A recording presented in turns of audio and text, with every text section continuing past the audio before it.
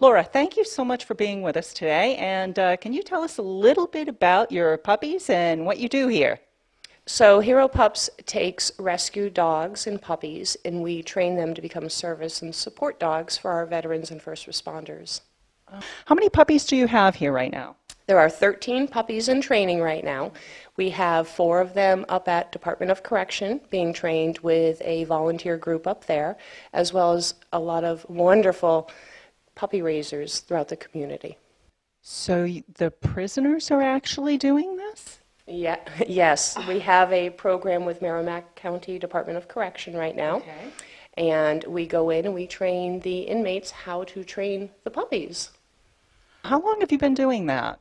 Well, Hero Pups has been around for 3 years. We're just celebrating our 3-year anniversary as a nonprofit. Congratulations. And thank you. Our Department of Correction program has been going on since the beginning of this year. So we are on our 2nd round of puppies, and they're doing fabulous. How did that start? I mean, I've heard of it in other areas, but I'm just curious how it started here. So one of the problem areas for us was the training. We have way more applicants for a dog than we do people that can train the dogs. And we didn't want to sacrifice the quality of the training because we were just trying to push the puppies out to meet the demand. So we were very lucky, and we had the superintendent up at Merrimack County Department of Corrections.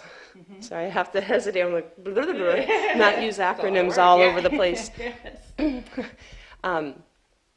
So Ross Cunningham from Merrimack County reached out, and he wanted to start a program at his facility and thought it would be really good for the inmates to have purpose and use their time to gain a skill, as well as be able to help a veteran or a first responder that's struggling. So when it comes to the inmates, and they volunteer, I feel that's important to know. Yeah, absolutely. They volunteer to become a trainer. So they want to do something purposeful with their life. They want to do something positive. And so what we do is we bring the puppies in at a very young age, and then we show them how to train the puppies. So we're up there at least once a week, and we go through a little training class right there.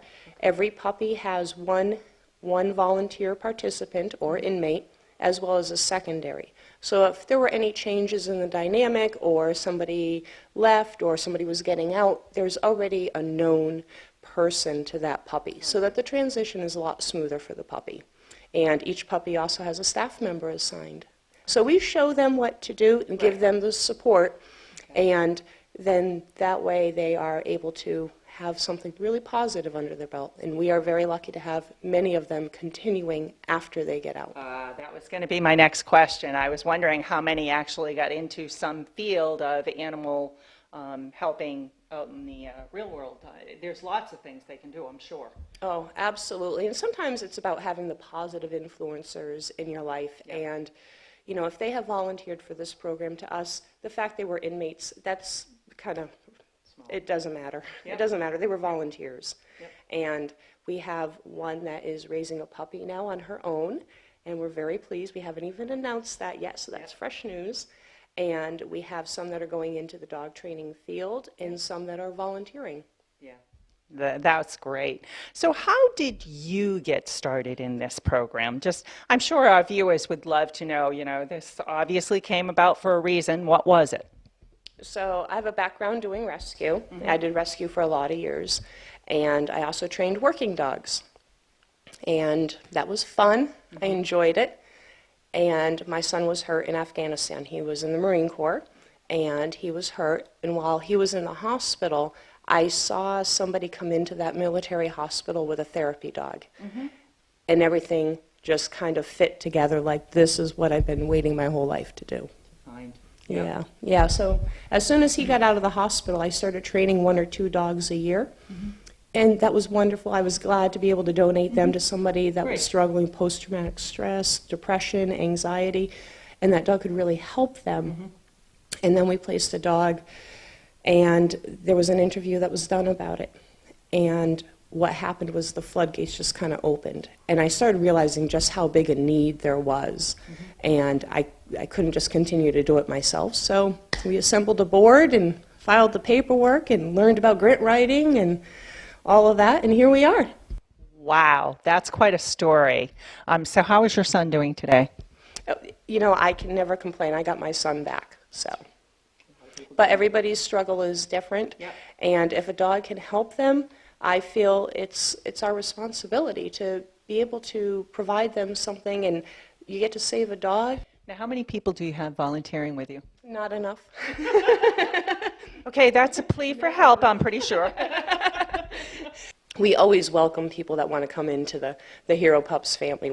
Everybody has something that they can do to help another person. And if they can help through our program, and even if it's remotely or admin, doing administrative type of work or writing or working with the dogs, we welcome people's input because we're all volunteers here. Everybody here does it because they want to, because they want to make a difference. So it goes from me to the people that you met outside to our CPA. They volunteer their time.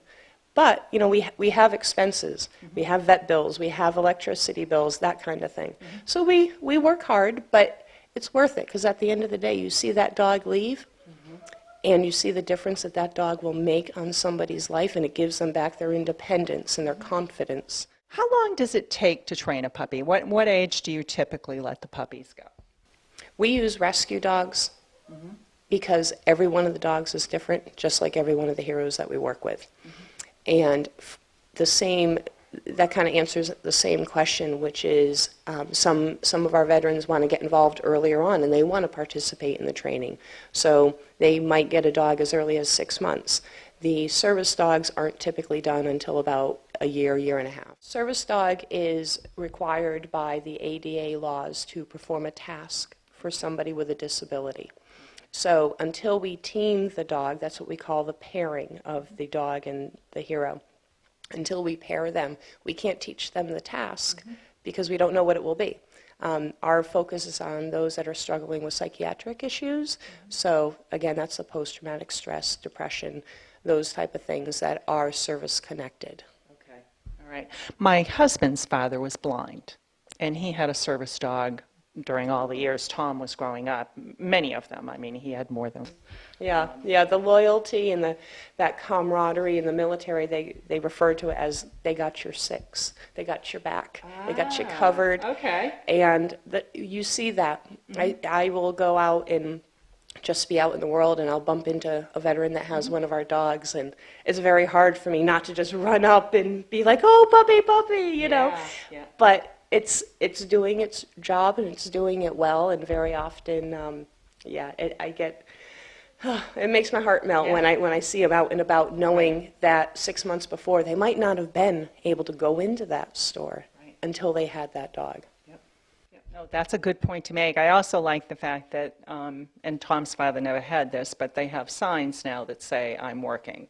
What's your goal with the program? I mean, I think you've kind of already met that as far as the fulfillment that you're getting from it. But do you have ultimate goals for this program? I'd love to be out of business. I'd love for them. Oh, you mean no more wars? Yes. So right now, our bigger goal is that we're working on a training facility. Okay. Because now we have volunteers that it's a struggle, without a location and an indoor facility to be able to get the dogs to focus in. It makes it challenging, and it's hard to ask a volunteer. My understanding is the American Legion Riders are coming through Berwick. We're very excited to have them come. Can you tell us a little bit about how that came and how it got started? Well, we had an awesome member of the American Legion Post reach out to us about 3 years ago, because this is our third ride. Oh, wow. And so he was with us right from the beginning. Yeah. And as a veteran himself, he had a dog and knew the impact that it had on his life and his transition. So he reached out and says, hey, I want to help you out. And then this little ride grew, and now here we are, year 3. And we are so thankful for the fact that they believed in us right from the beginning, and I'd like to think we did them proud. And the support from the American Legion has been outstanding. That's really nice. They do a lot in our town. I can't even begin to tell you the things that they do in the town, so I'm not surprised. But it is a nice thing to connect the two programs together because one does help the other. Oh, exactly. And you know, everybody that is involved, they're so heart-centered on this. And you know, they kind of sometimes they look a little bit like tough guys, but they're not that tough. I see them with the puppies, so I know. On behalf of the American Legion Riders of Post 90, we want to dedicate this ride, third annual Hero Pups ride, in honor of Captain Joe Barnes. Thank you very much. Appreciate it.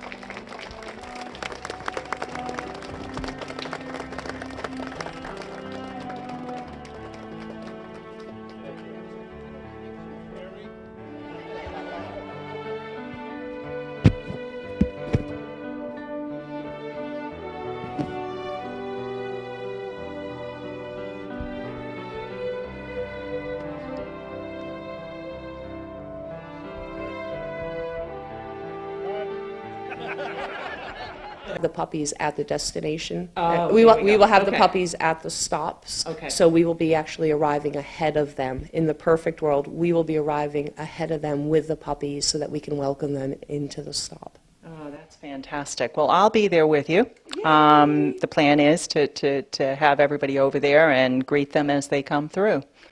And I know the firefighters are going to be there because I've already talked with several that said they wanted to be there as well.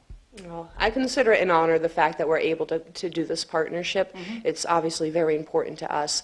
And the military and veteran aspect, it overlaps with the fire department and law enforcement so closely that it's kind of a natural fit. When we started Hero Pups, we were initially thinking we would do veterans only.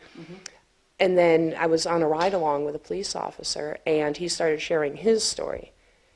And it kind of started clicking, and when I came back to the board that we were assembling, I was like, you know, I really think we should consider first responders. It might be a different route, how they get to where they're at, but the outcome is the same. So let's include them. And then the more and more I learned, the overlap is so significant. I'm really, really glad we did. I'm very thankful that that police officer was willing to share his story that day.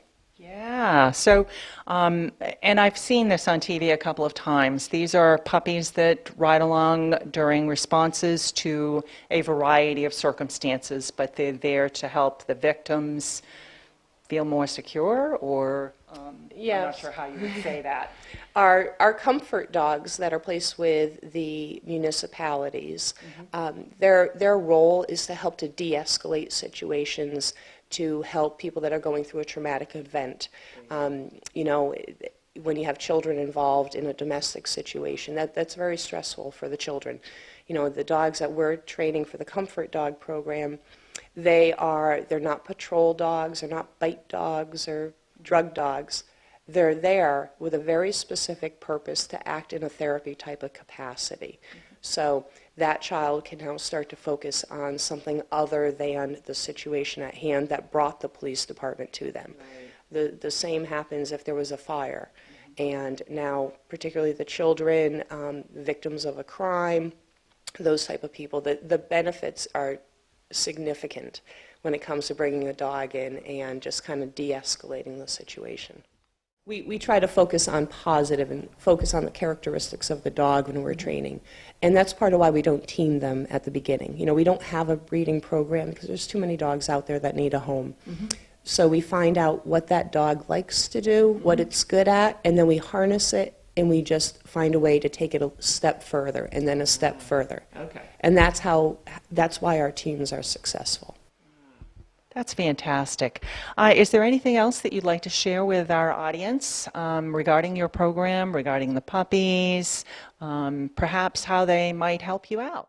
So Hero Pups is located in New Hampshire. However, we service veterans and first responders all over New England. So if you'd like to get involved, you can reach us at heropups.com and find additional information about how you can volunteer or apply for a dog. Hi, I'm Terry Wright. I'm here today with Berwick Community TV and Sean Simino. He's with the Legion Riders from Post 90, is that correct? And he has a bunch of his riders behind him, and Laura Barker has also joined us today from Hero Pups. Sean, how did you get involved with Hero Pups? It happened about 3.5 years ago. We were in search for a new spring ride, and I personally caught the Hero Pups segment on Channel 9 on Sunday. I came back to the rest of my members and I put up for a vote and said this could be a great thing for us, and here we are. That's really nice. And Laura, I imagine you were pretty excited when you heard from them. Oh, absolutely. And to have the support of a veteran service organization means it's extra close to our heart. Yeah. Are there any pups that have gone to any of your members?